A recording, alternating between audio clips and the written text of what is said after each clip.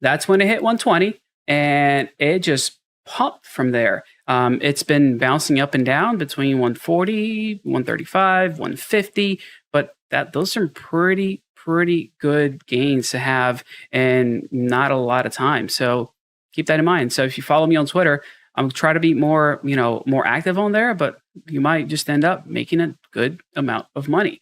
Now, before I get into this next piece, remember, I'm just some dude on the internet trying to tell you what I think, telling you what I'm doing. Not necessarily investment advice because I ain't getting paid for this. Not even the channel gets paid. So I'm just trying to help you guys out. Maybe build a brand new community that's doing something awesome in here. So let's get right into it.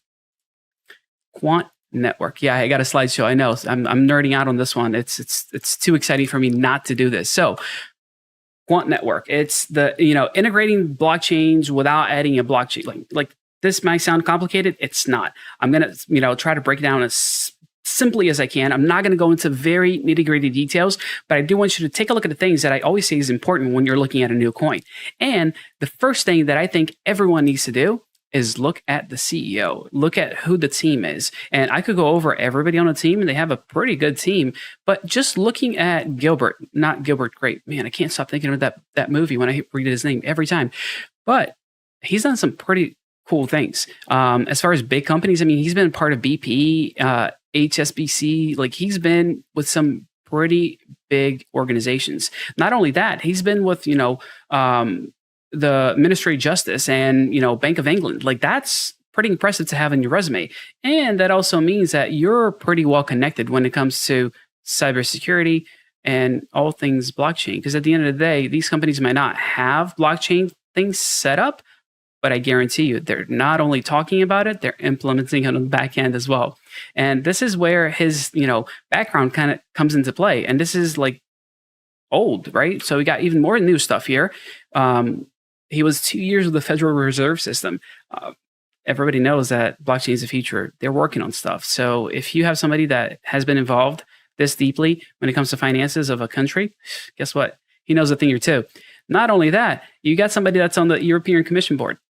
That's a pretty big deal. Not only that, add to that, you got he founded the blockchain ISO standard.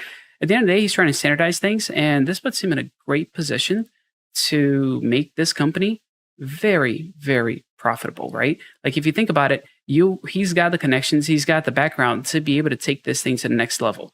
All right, what is this thing? Like, what's it all about, and why does it even matter? Most of all, like, this guy's a CEO. So let's talk about what he thinks about the blockchain. Like what's in his mind? Like how does he think this thing's going to be able to move forward? He understands this very basic principle. You can't control other people. Not only can you not control other people, you can't control businesses or other countries. I mean, try to think about, oh yeah, guess what, US, you're now going to utilize XRP, that's the new thing that you have to use. End of story. That's what we're going to build on and move forward. He understands people aren't going to budge like that. Businesses are more likely to adopt new technologies if they're going forward, but good luck trying to get a whole country to do something. I know that ADA is working towards something like this, which is kind of awesome, but it's very difficult for you to do something along those lines. So he also gets that blockchains don't always meet the need.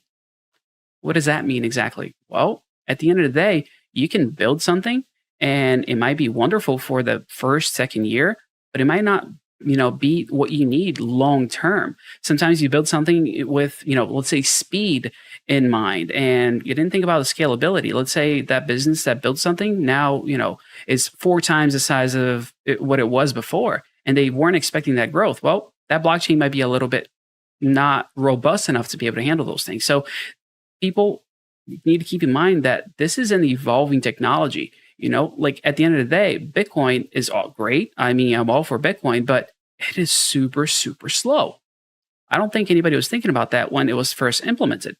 They didn't have in mind, oh yeah, we're going to use Bitcoin as a new form of currency. So when I go out to the store to buy some bread, I need to sit around for half an hour to make sure that my transaction clears. Like that doesn't work, right? So it's not that it's a flawed system.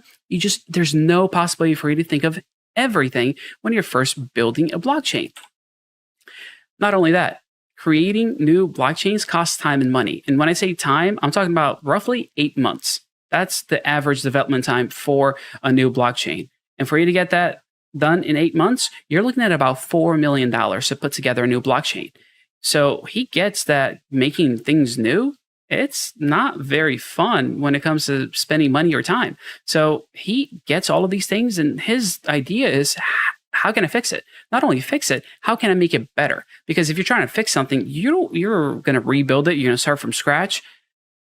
So what are we doing here? What's Quant doing?